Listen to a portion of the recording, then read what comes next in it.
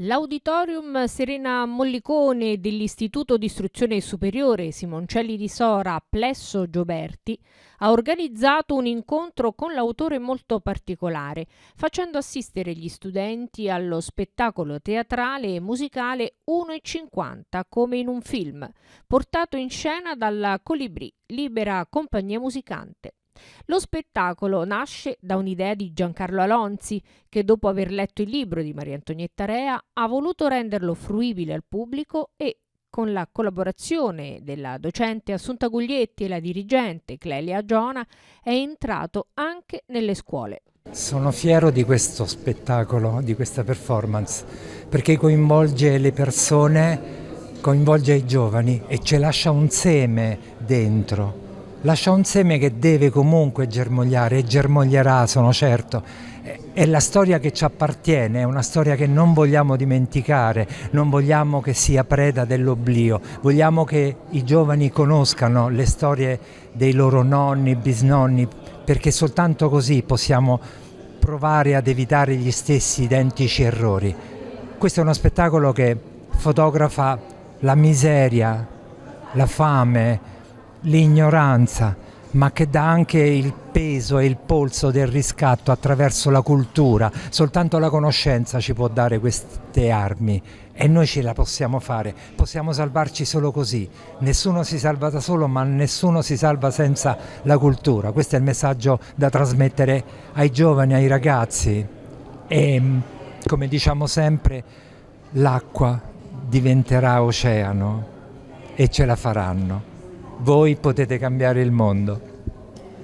È un libro fortemente particolare che ha colpito l'attenzione nostra ma anche dei lettori del territorio, perché è un tocco di storia locale, nazionale, europea e mondiale per i temi trattati, cioè un uomo che riesce a stare dappertutto in una situazione particolare, situazione di guerra, situazione di riscatto personale, perché si crea un'attività con l'aiuto anche di ebrei, cercano ancora la famiglia che all'epoca aveva aiutato, ma anche una storia fatta di sentimenti di ragazzi ovviamente, di uomini che si trovano all'estero, quindi c'è anche la descrizione di una ragazza che così si addormenta sulla spalla di questo signore Michele e lui poi scriverà qualcosa sul suo taccuino, perché tutto nasce da quello che mi diceva anche l'autrice, che io conosco da tempo perché è originaria della zona in cui io mi trovo e abito e praticamente ha annotato su un taccuino che è stato ritrovato alcuni momenti di questa lunga vita travagliata e il ritrovamento ha permesso di ricostruire il suo percorso, ovviamente con delle ricerche storiche, quindi ci sono elementi storici, sociali e dell'epoca particolarmente significativi che portano anche a delle tematiche importanti, a un'inchiesta dello sfruttamento minorile di bambini presi dalla nostra zona, portati via dalle famiglie con anche degli inganni ovviamente, con piccole retribuzioni e sfruttati nelle industrie del vetro in Francia. Sono, ripeto, questi appunti un tocco di storia locale e che secondo me possono avere un seguito, perché c'è ancora molto e molto da dire. Magari ecco, pur non avendo una carriera da scrittrice, però riesce con un linguaggio molto semplice, veramente semplice e preciso, a prendere il lettore e a farlo partecipe di una realtà che è composita, veramente molto molto composita, e le tematiche da trattare con i ragazzi sono tante e varie, dalle più semplici a quelle più complesse, ma che rientrano in quella che è la storia del nostro paese. L'autrice, la psicoterapeuta Maria Antonietta Rea, lo ha scritto per lasciare un ricordo ai giovani della sua famiglia di suo nonno, ma una volta realizzato è diventato un libro apprezzato e piacevole per molti, tanto da essere scelto dalle scuole secondarie del territorio per incontri con l'autrice. Volevo ringraziare sia la preside, la professoressa Giona e la professoressa Guglietti, perché hanno scelto questo testo per i ragazzi, per approfondimenti storici dei ragazzi della loro scuola.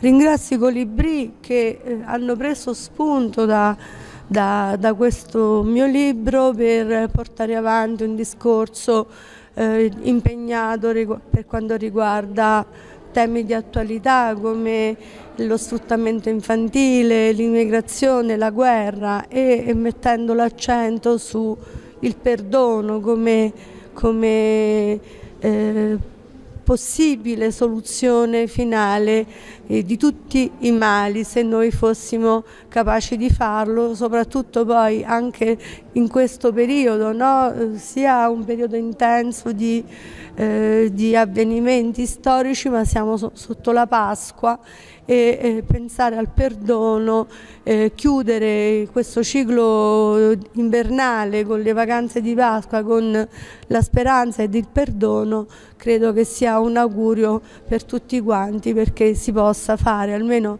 con le generazioni future, un percorso completamente diverso.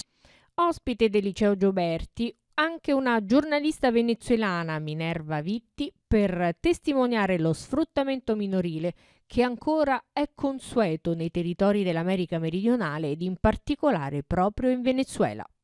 La situazione de los indígenas. Com'è la situazione degli indigeni, specialmente durante la pandemia Covid e adesso che la situazione sta migliorando?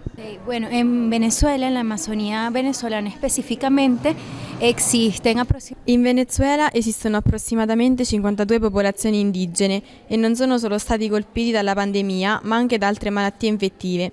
E il problema principale sono le miniere di oro.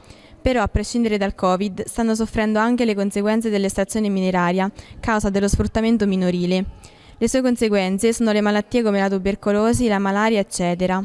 Molti bambini muoiono di queste malattie che potrebbero essere prevenute se solo gli ospedali avessero il necessario.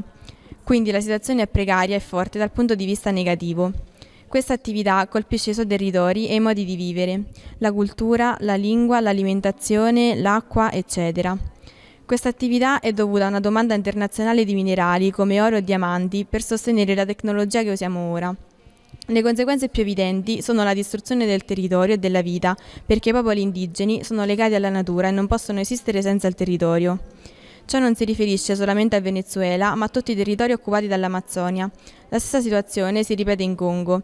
Stiamo parlando di un'occupazione che non si preoccupa dello sviluppo della vita, ma solo di quello economico. modelo de desarrollo que no es consono con la vida.